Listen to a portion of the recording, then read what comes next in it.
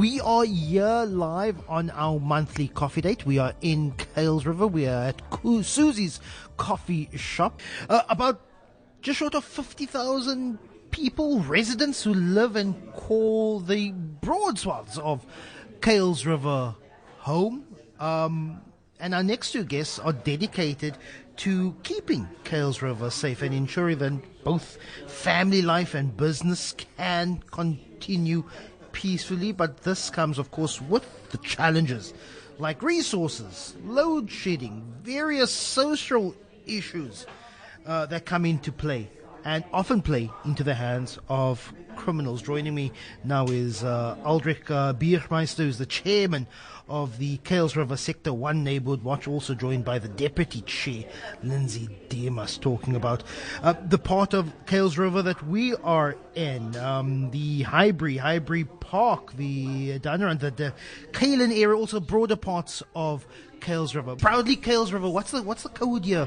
7580. 7580. I've seen people with T-shirts that say proudly Kuils River 7580, and the people from Kuils River, of course, very proud of where they come from, Aldrich? That's correct. We are a very proud community, Lester. And like many other communities in Cape Town? Correct. Affected by the by the social ills of our day, of poverty, crime, gender-based violence. We'll add load shedding to that. Correct. We are a very diverse community. We swing on both sides of the social scales, and the challenges tends to move from one side of the scale to the other. You find your more challenged communities are the ones that has to go sometimes into the more affluent side of town, and the problems are varied. We find that homelessness is on the rise. We're finding that the typical bin scratches various days of the week are increasing. And yes, like everything else, our SAPS is constantly under pressure. So the crime side of things are also on the up in certain aspects. And, that is why guys like myself and Lindsay and the various other team players in the Kuils River area, has stepped up for quite a while now, a couple of years that we've been very active as various neighbourhood watchers.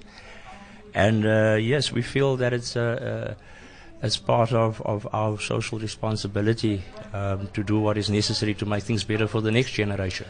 Crime driven by a poor economic situation, a social situation, a crime driven by the results of our bitter past. Lindsay, how would you describe the situation here in this part of the world?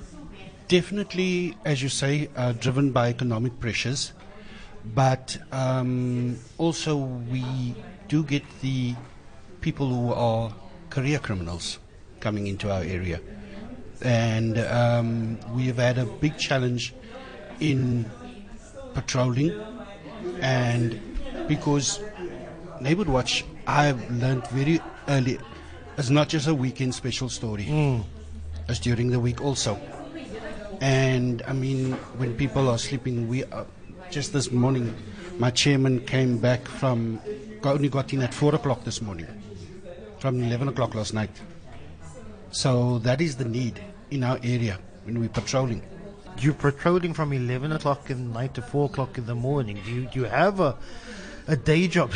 That must take a lot of time. Well, yes, I'm in the fortunate position where I have to, or where I can look after my own needs, and I can manage my own hours. But yes, generally, this is what we've been doing. I've only been in this position to be flexible with my time for the past 2 years or so, but we've been doing this since early 2000s when our initial neighbourhood watch started. In the 90s I was still a young buck, so I would have wanted nothing to do with the neighbourhood watch. But yes, we've been around for a long time, and like Lindsay says, it's a dedication. We sacrifice, we get up 11, 12 o'clock at night. We patrol sometimes till 6, 7 in the morning. Just as an example, when we had the riots in Durban, and we had word that something might transpire similar in our area, we had a 72-hour operations running, and I think between Lindsay and myself, we probably had an hour or two sleep. And we, these are the kinds of things that we just do. Oh, all good and well. And I know you would not want to disparage a partner, and I know community watchers work very, very closely with the South African Police Service. And it's all good and well that communities are doing their bit. But should you be doing the job of patrolling between 11 o'clock at night and 4 o'clock in the morning? In a perfect world, you shouldn't, of course. South Africa is far from perfect. Cape Town, Kuils River is far from perfect. But what is that relationship of community saying, gosh, we know that the South African Police Service is under-resourced, and so we have to do it for ourselves, Lindsay? I must just say our sector commander is somebody that we work very well with. And instead of looking at what they are not doing, I stood up and said, what can I do? And I'm a person, I don't stick my head into the sand like an ostrich. Because if you stick your head in the sand like an ostrich, there's a wide area that can still be kicked, if you get my meaning. So, look, yes, it shouldn't be like that. But that is the reality of the situation.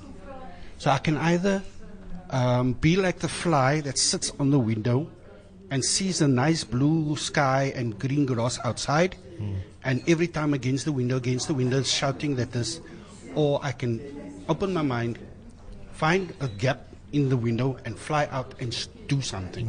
In my almost 20-year journalistic career, I've like many journalists have seen some of the worst parts of Cape Town. One of the issues that affected me the most, Aldrich and Lindsay, is actually a crime scene here in Kuils River. It was probably around about 15, 18 years ago. It was a young girl who was sexually assaulted in one of the flats. It's on the other side of the railway tracks. I forget exactly. It was to a point that it affected me to the point of counselling. It was really, really graphic, that scene.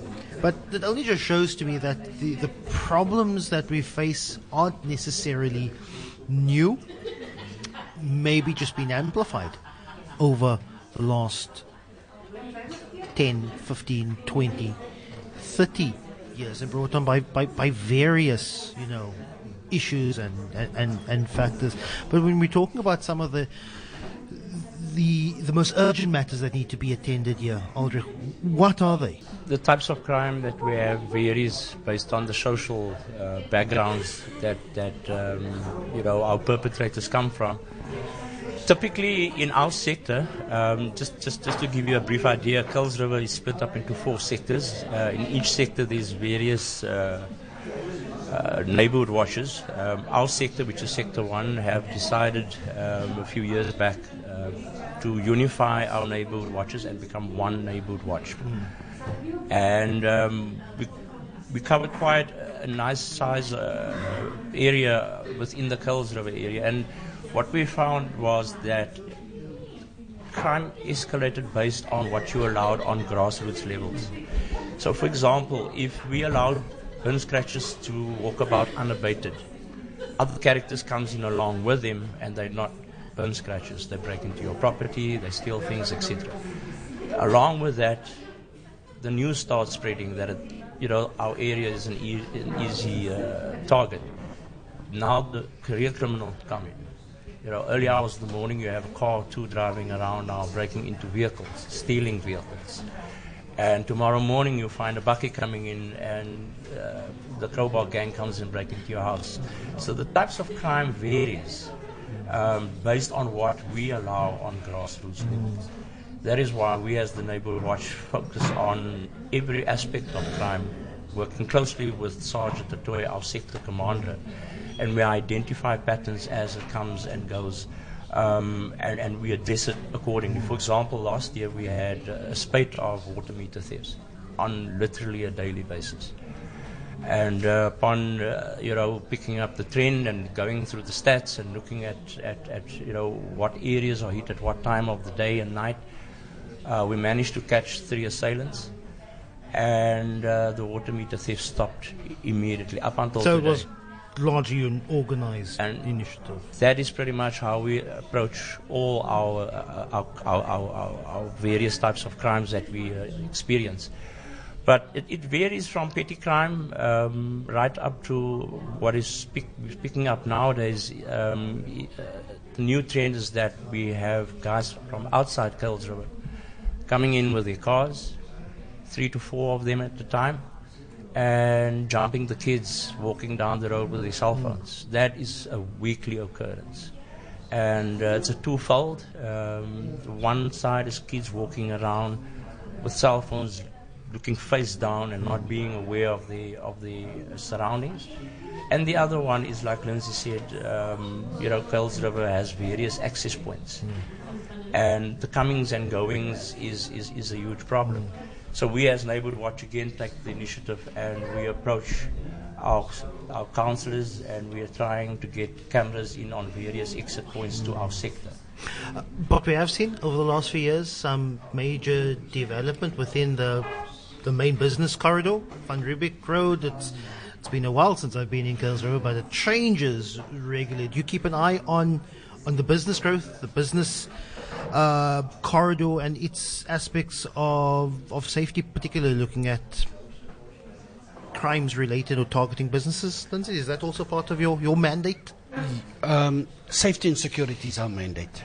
So any business, for example, the industrial area of Kuils River, we also had situations back in about a year or two ago, people walking from the factories to the taxi rank and being attacked and being robbed. You understand? And we started getting information. We started looking at that. In the main roads also, ATMs were also a big thing.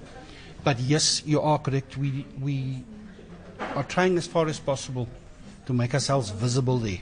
All right? And it's not always possible. But yes, we need to look at what's happening. We need to look at what is the applications for the businesses in the area.